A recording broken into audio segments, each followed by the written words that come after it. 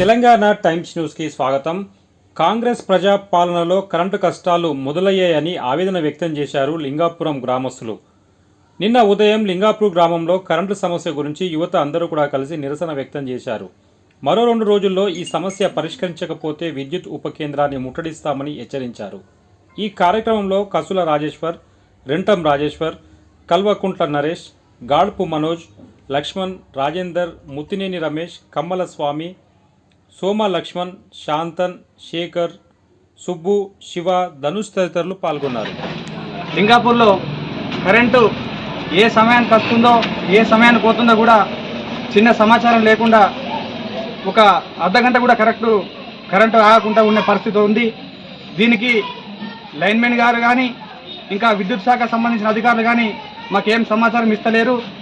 ప్రతి విషయంలో ఇలా కరెంటు వాళ్ళు చాలా అసలు సమయ భావం లేకుండా కూడా కరెంట్ తీసేస్తున్నారు.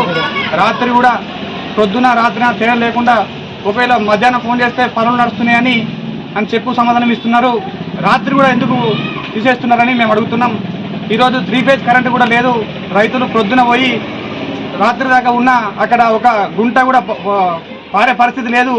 దీనికి 2-3 రోజులలో కరెంట్ అధికారులు స్పందించి ఈ యొక్క సమస్యను పరిష్కరించకపోతే లింగాపూర్లో ఉన్న విద్యుత్ ఉప కేంద్రాన్ని ముట్టడిస్తామని హెచ్చరిస్తున్నాం.